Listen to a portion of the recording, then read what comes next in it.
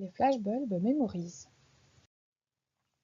La mémoire est l'une des fonctions cognitives les plus importantes dans notre cerveau, puisqu'elle entre en jeu dans de nombreuses opérations mentales qui nous sont nécessaires au quotidien.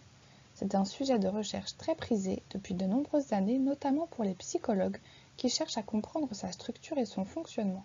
Nous savons donc aujourd'hui que la mémoire fonctionne mieux dans certaines circonstances que dans d'autres. Par exemple, de nombreuses personnes font état de souvenirs marquants de circonstances dans lesquelles elles ont eu connaissance d'événements importants, tels que des attentats, le décès d'un personnage célèbre, ou encore des choses plus personnelles telles que la naissance d'un enfant ou un mariage. C'est ce que l'on appelle les flashbulb memory ou souvenirs flash.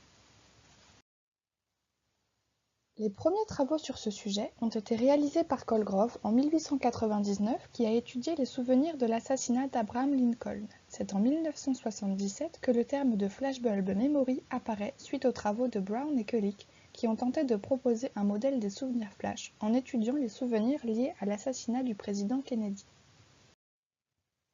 Ce terme désigne un souvenir très clair des circonstances dans lesquelles on a appris pour la première fois un événement surprenant aux conséquences importantes impliquant une forte émotion.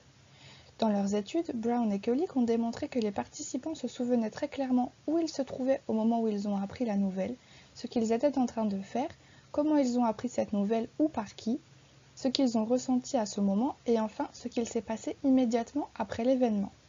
Ils ont également mis en évidence deux conditions principales à la création de souvenirs flash, le niveau de surprise élevé et le niveau de conséquences impliqué par l'événement ou le niveau d'émotion élevé. Concernant les processus en jeu dans les flashbulb memory, un débat persiste. Certains pensent qu'ils impliquent des processus mnésiques spéciaux, tandis que d'autres pensent qu'ils impliquent des processus mnésiques normaux comme tout autre souvenir. Dans leurs études, McCloskey et collaborateurs ont suggéré que les flashbulb memory pourraient être considérés comme des souvenirs d'expériences personnelles significatifs et distinctifs, entraînant la mise en œuvre de mécanismes de mémoire ordinaires.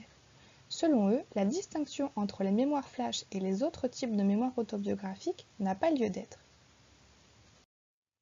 D'après McCloskey et collaborateurs, l'apprentissage d'un événement marquant est plus significatif et distinctif, le rendant donc plus mémorable car il est plus surprenant et a plus de conséquences. Par ailleurs, Conway et collaborateurs suggèrent que le codage des flashbulb memory, sans pour autant nécessiter des processus complètement différents, comporte des processus plus intégrés et plus poussés que les souvenirs ordinaires.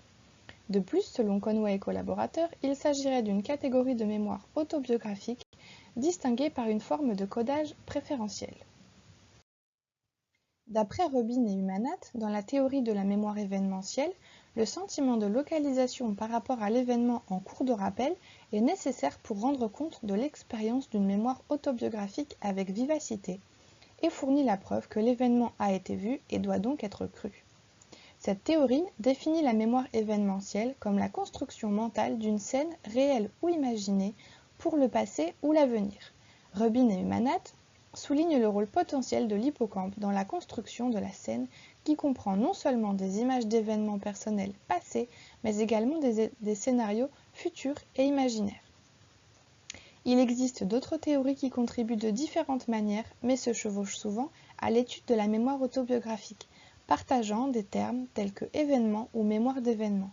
Par exemple, le modèle d'horizon des événements de Radvansky et Sachs, le modèle d'indexation des événements de Svan et Radvansky, ou encore la théorie de la mémoire d'événements de Rubin et Umanat.